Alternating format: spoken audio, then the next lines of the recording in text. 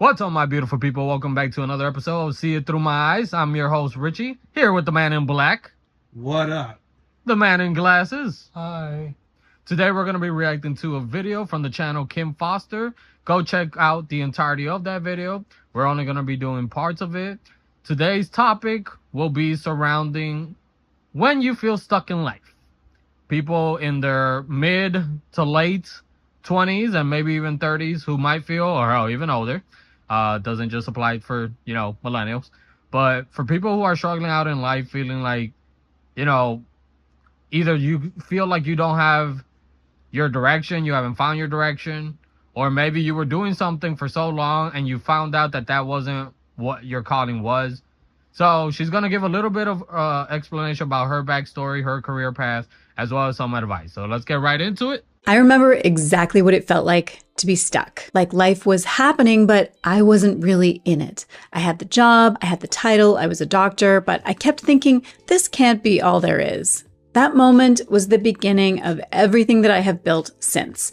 So if you're stuck right now, I have something important to tell you. In this video, I'm going to break down what feeling stuck really means, why smart, capable people stay stuck for years, and the hidden signs that it's actually time for a change, even if you don't feel ready. I'll share the 3 fears that keep most people frozen, plus the psychological trap that makes change feel dangerous, and the tiny but powerful shifts that helped me get unstuck without blowing up my life overnight. So if you're sitting in that uncomfortable space between this isn't working and I don't know what comes next, stay with me.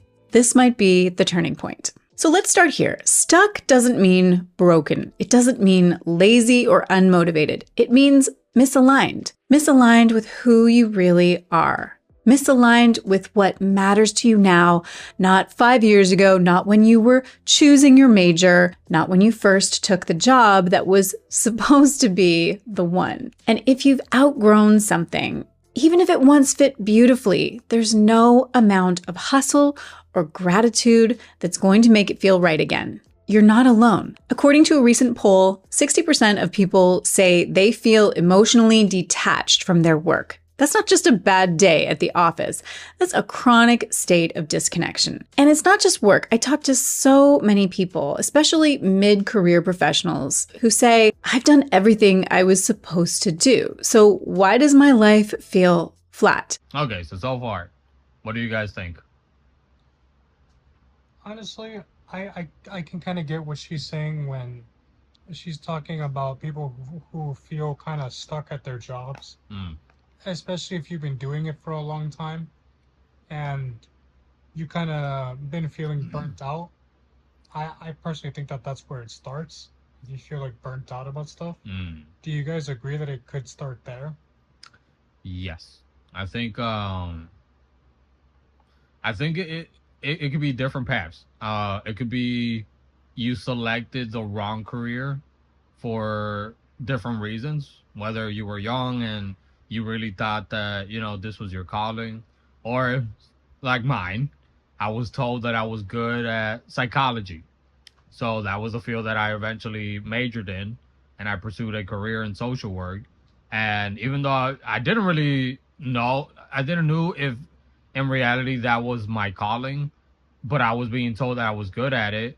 I also cared a lot about people.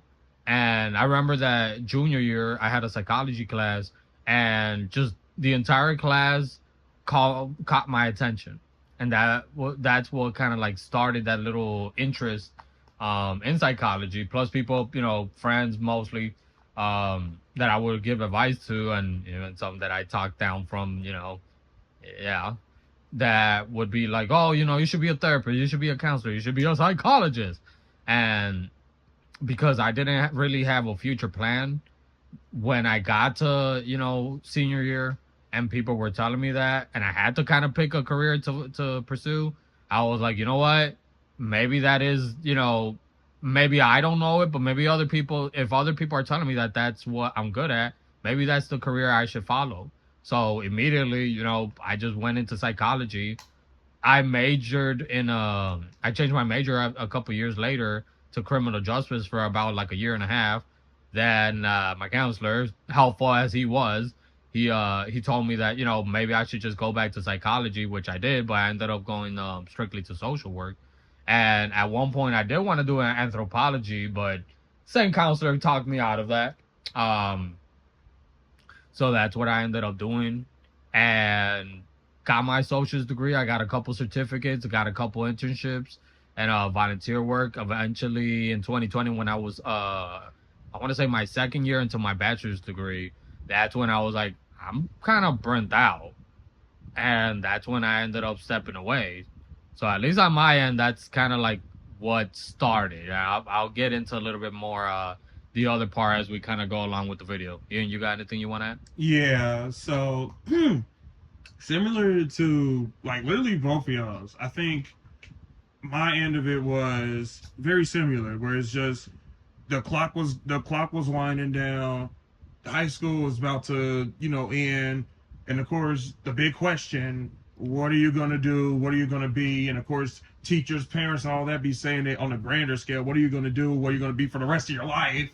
It's like I was kind of just trying to figure things out, and similar. I got that whole, well, what about science? You like animals, you like all that sciencey stuff, and I didn't have any other prospects on what my future could have been and stuff like that. And yet everyone seemed to co-sign behind this one, and so I made their plan my plan, and so we did it.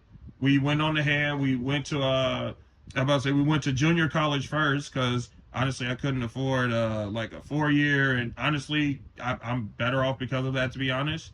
And then I returned later to finish, and I did give like my associates in science with honors. I'm happy about that.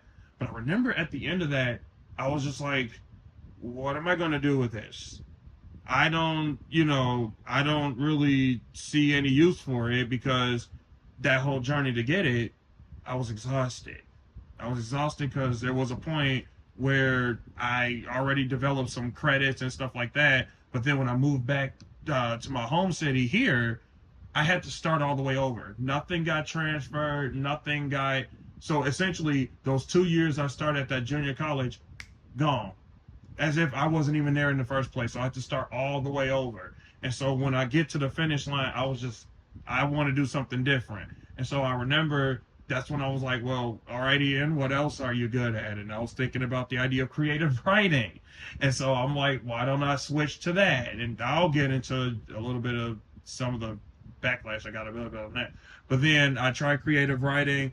I only did 1 semester at Columbia University. Like, good school. Like, it's a very good school. It's good for those, like, the arts and stuff like that. I came across writers and all of that who really, they were there for the reason. And, if, I don't know if they'll ever hear this podcast or this episode, but if they do, like, I really do wish nothing but the best for them. Like, I do, like, kind of miss them. They were really cool people. They're really innovative. But I had to get out of there, because I began to feel that sensation of just, I don't belong here. And I just, if I stay in here, I'm just going to be wasting more time, almost like I did with the whole getting the associates thing, where I just wind up with a degree I'm not going to use. So I pulled out. And I think that for me is where it kind of started, where I'm just like, I think I was going the wrong way. So, continue on with the video. So, I didn't say this at the beginning. The title of the video, so you guys can check it out: My Career Advice for Anyone Feeling Stuck in Life. Again, the channel is Kim Foster, so go check out the entirety of the video as well as the channel. Now, let's continue. For me, I remember this very specific Sunday night. I was in the kitchen packing my kids' lunches for school, and this wave of dread just washed over me. It wasn't burnout. It wasn't about being tired. It was this quiet voice whispering, "Is this really it?" And that scared me, because I had everything that I'd worked for, but I wasn't in my life. I was performing it. As Marcus Aurelius said, it's not death that a man should fear, but never beginning to live. That quote hit me like a brick the first time that I read it, because I realized I had built a life I was supposed to want, but I hadn't actually chosen it, not consciously, not fully. So let's talk about why smart people stay stuck. Let me tell you something that took me years to understand. People don't stay stuck because they're weak. They stay stuck because they're smart. Smart people overanalyze. We want the right answer, the perfect timing, the guarantee. So we stay in limbo. We weigh options. We gather data. We listen to all the podcasts, read all the books, and do absolutely nothing. In my experience, both personally and from the thousands of conversations that I've had, there are 3 fears that keep high achievers stuck. Fear 1 is fear of regret, which shows up when you have thoughts or worries of, what if I make the wrong move? We put so much pressure on the next step that we forget we're allowed to make adjustments. But when you're someone who's used to succeeding, the idea of wasting time or making a bad decision can feel paralyzing. Number 2 is fear of judgment, aka, what will people think? This one runs deeper than we admit. You've built a reputation. You've spent years becoming the reliable one, the accomplished one, the expert. Changing course feels like opening yourself up to criticism, or worse, disappointment. When I started to pull away from medicine, people were confused. Some were supportive, but others, I could feel their disapproval, like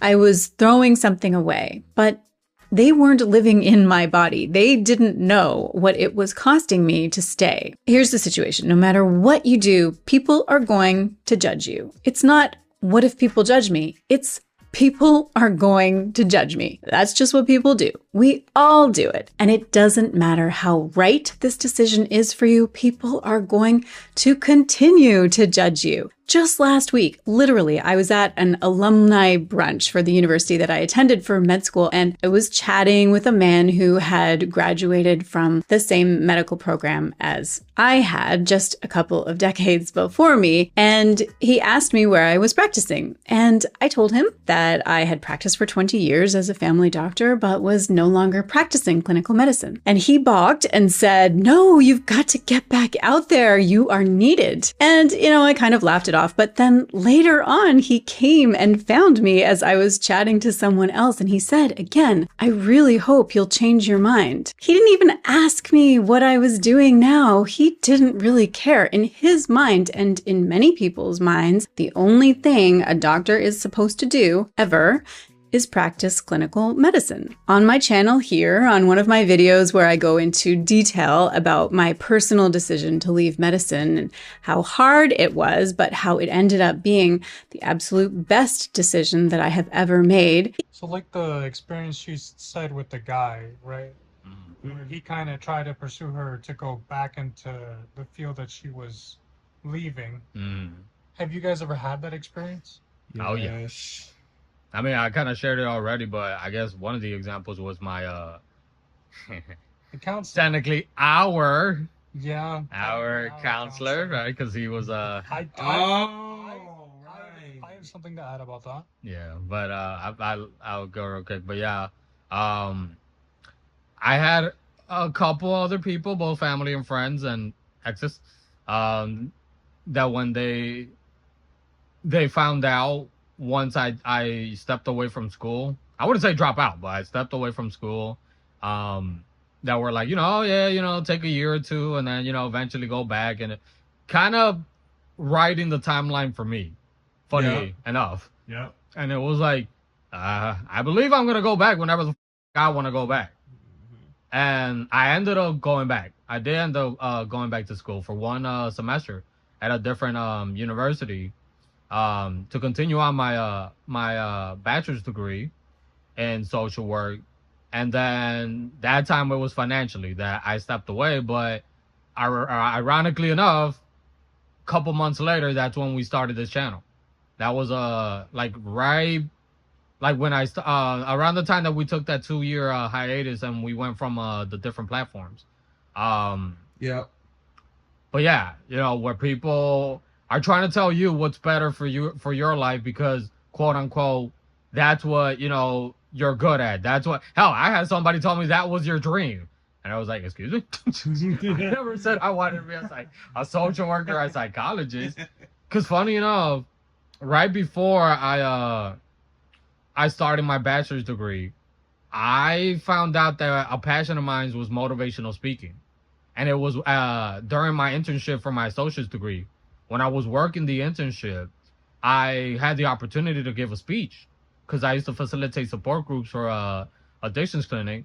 And I remember it was I think I was just going to say thank you. Because honestly, the years that I spent, everything that I learned in school compared to the actual hands-on experience that I learned at the addictions clinic, it was night and day. Like, I actually learned so much from the experience in the internship. So I want to say thank you. And when I remember that it was during one of the graduations for the alumni that they told me, okay, you got like 5 minutes in between like the speeches. Go ahead. There's families. Try not to curse because, you know, they knew me. So I was like, okay, cool. Wrote a whole script and everything.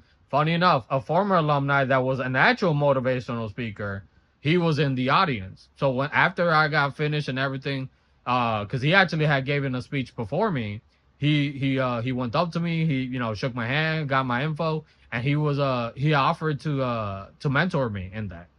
And I ended up giving a second speech a little bit later on, and that was the career that I was like, you know, if not social work, motivational speaking. Because I used to listen to Les Brown, Tony Robbins, Jim Rohn, and a whole bunch of like different motivational speakers on YouTube. And that always inspired me. Like, I could literally see myself on say, yeah, you know, yeah. I know everybody used to say, oh, do TED Talk.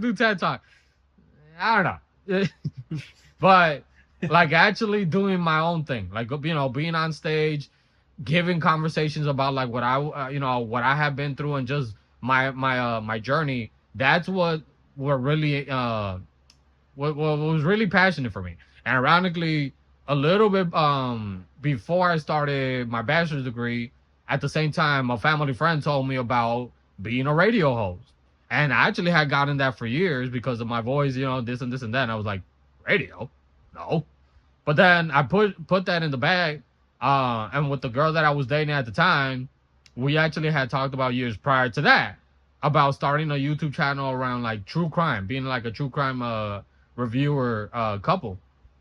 So eventually, you know, where we ended up, but yes, to kind of go back, I had a lot of people that did that. But Jesus, you were gonna share something? I was just gonna say that, like, I know we had the same counselor and stuff at one point. Oh yeah. Yes. And I remember one time, my mom was also in the room with me while he was also like discussing stuff with me. And I remember he told me, he's like, what do you want to do? And I was like, well, if I'm being quite honest, right? Like, I'm just going to be honest, right? And so he was like, go ahead. And I said to him, I want to do something in the creative industry. Like, I want to be like in the entertainment industry. Like, it doesn't matter like if I want to be like in with the big lights and everything on me, you know, or like in the back producing something, you know, which is just as important. That's like, I want to be in that industry, and that's what I want to do. And he said to me, he's like, well, that's all like fun and stuff like that, but you know, I think that you would be good in social work. And I said, I don't know if I would be good in that, because it's like I'd imagine that takes things that I just don't have as a person.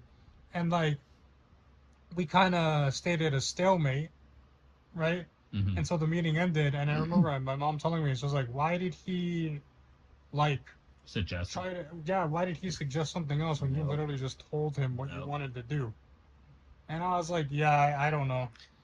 To those that don't know, when we're referring to counselor, me, Jesus, and Ian, it's a state assigned counselor that work for the Department of Rehabilitation Services in at least here in Chicago. I'm pretty sure throughout the entire country, as well, that works with people with disabilities once you graduate high school, and kind of quote unquote are supposed to like guide you through whether it's career path or employment.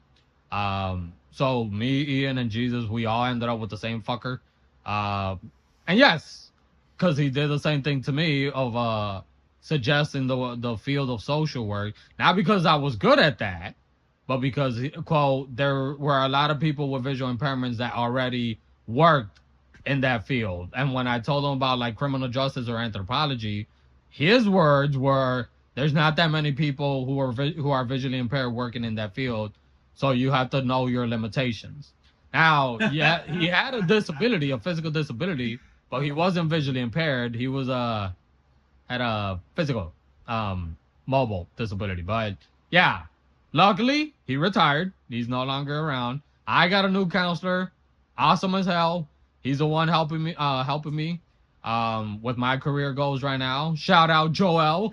He subscribed to our channel. Woo! Yeah. But yeah, that was our experience. Not too much energy now, Jesus. Oh my goodness. All right. Ian, anything before we continue? Wait, did he pause it? No. Oh, well, yeah, because my gripe wasn't gonna be on that per se or person, but I did have to go through that. Like, I remember when I finally finished my science degree and all of that, and it's just what was my next steps, and I told you that my next move was just creative writing. I didn't even send my application out to like Columbia or anything like that before I honestly got the work. Where, my mom was, I love her to death, but she was one of them that was like, but you already got this degree. Why don't you just use that? And then I was trying to explain, I just wasn't feeling it because I did that. I went through that journey. I had a cousin. We ran into each other on the street, and then, like all family, asked, "What's your whereabouts? What are you up to?" And I was like, I finished school, but I'm going back to school. I think I'm changing my major. I didn't even get to go in depth as to what it was and all of that right before cousin goes, "Okay, you got to stop changing your major. All right, stick to something." And I'm like, I didn't even give you the context of what is going on here. And honestly, I'm thankful that I didn't, because that was literally just level one, and you proved to me that you're already about to come at me from the angle of what you think I should be doing, and you're not actually listening to what it is that I'm trying to tell you. Like, I didn't, like the cousin in question didn't know what my journey was, what I did, anything like that. But somehow you're already trying to lean in on me with advice about switching major and this and that. And it's like, I'm gonna make this quick. In moments like that, I'm not even gonna lie to the two of you. It would get to me because it's like, is there then room for me to explore other options? Because then when you got to deal with sometimes that, especially when it's supposed to come from like the level one group of like family and all of that, and you're just like, you're not giving me the room to explore all my options. You're just telling me to stick to one trick and go with it for the rest of my life. It's almost like I'm not getting the room to explore. And yet there was a point where you told me the idea of school was to explore all your options. So it was a contradiction.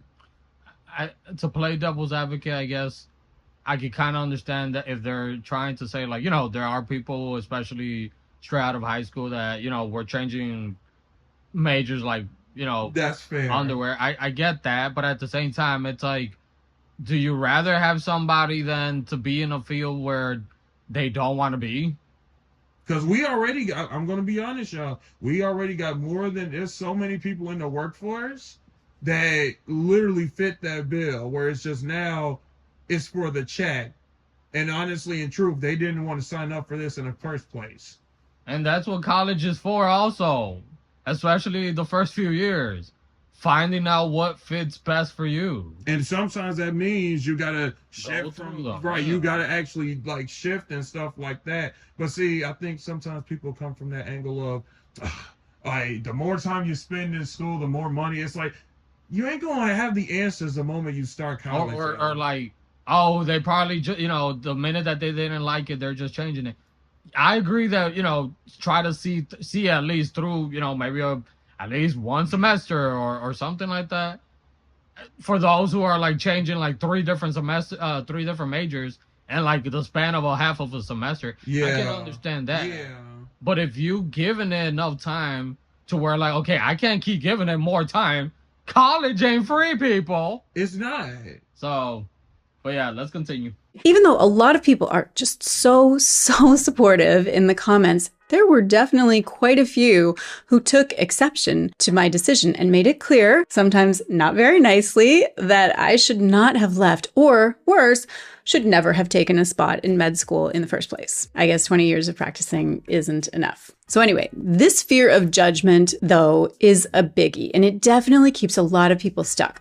But the thing is, you've got to decide who you're living your life for. Is it for you, or is it so that other people can feel comfortable with your choices? Okay, so the third fear that keeps us frozen is fear of identity loss. This shows up sounding like, if I'm not this, who am I? This one hits hard. It happens because you have built your life around a role, a title, a field, an identity. Even if it doesn't fit anymore, letting it go can feel like a death. Because if you're not that, then what's left? I felt this one big time, and it was a big part of what kept me in my career for much longer than I should have stayed. By the way, I'll link the video where I detail my own career change story right up here. Next, I want to dig a bit into the psychology of all of this and talk about why change feels so dangerous. There's actually a name for this. It's called status quo bias. It's a cognitive bias that makes us favor what's familiar,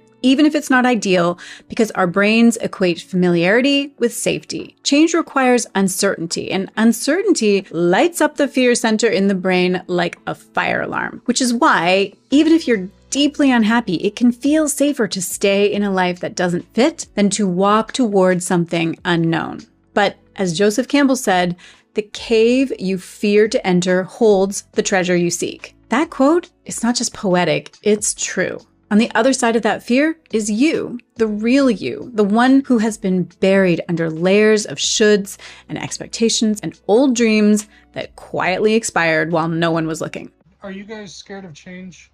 Like, were you guys scared of change when you guys decided to leave stuff behind? I'm glad you kind of rephrased the question, because I was going to say, am I scared now? Not about the change necessarily, but I was at one point. As I like what she was talking about, the identity part, especially for people who are, let's say, coming out of high school, maybe didn't have the best of experience, or, are dealing with like stuff from their childhood still, or, just like someone like me, that during high school, I was going through a lot. I'm not the only person, but I was going through a lot where by the time that I got to college, I was honestly blown away that I was alive, for one, but also in college. And what she was saying, like the identity part, for years, that was the identity that I took. Because I didn't know myself. I didn't love myself.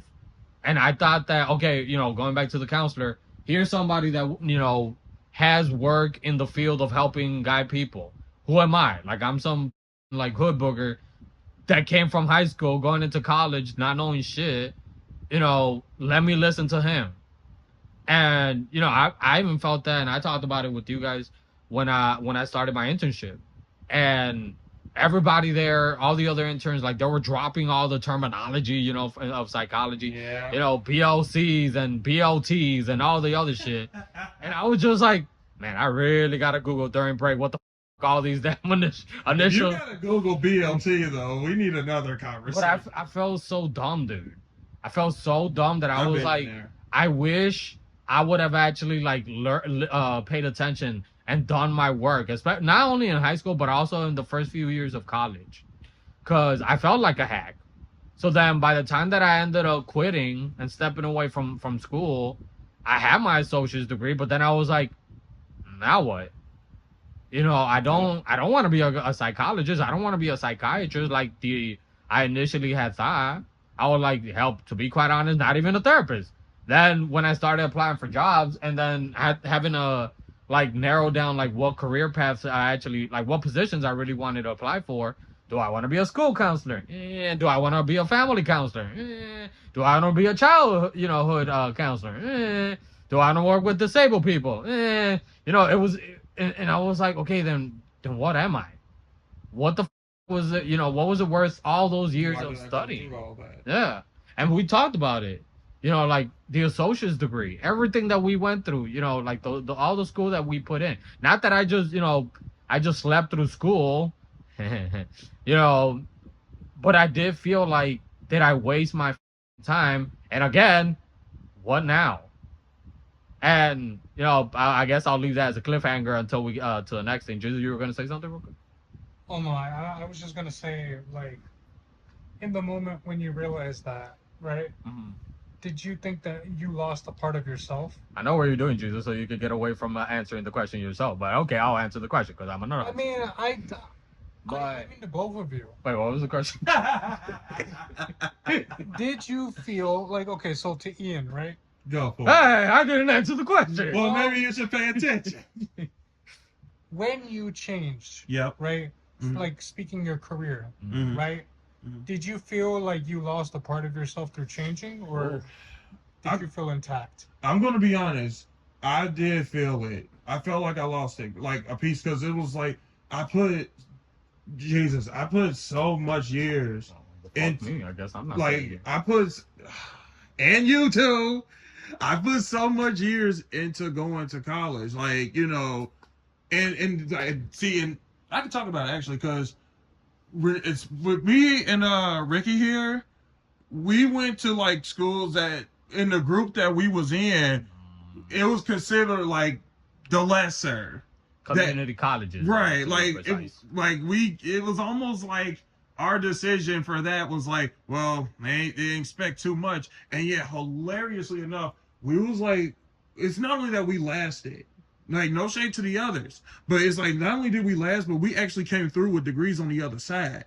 And we also did end up at universities eventually. Yeah. Yeah. And see, I like Jesus, like I put years into that, and I was already disappointed, like I said, when I completed those 2 years, and then because financial like money got a little tight, and I had to move back here to Chicago, where it was just a little bit more convenient, and then they just hit me with just all your credits from there just didn't transfer over, all of that.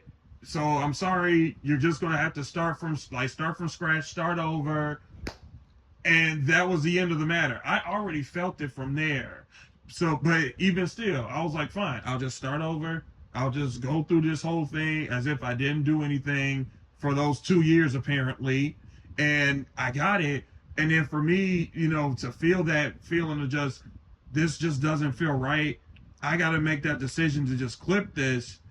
I had to battle that internally for a minute, because I was just like, you're letting go of all of it. You're letting go of all of it. And then of course, if you put in like the emotions behind, like I remember it was the church that I formerly went to, they gave me a scholarship so I can go to get through school and all that. And somewhere in me, when I was like just saying, yeah, I'm gonna let go, I got the degree, but I'm just gonna change directions, someone, like, there was a person in me that was just like, you are letting all of them down, because they all believed in you to the degree they gave you like a scholarship, you went to school and all of that, and then like the people was at the graduation and all of that, and then here you are saying, I'm switching. I felt it. It was brutal.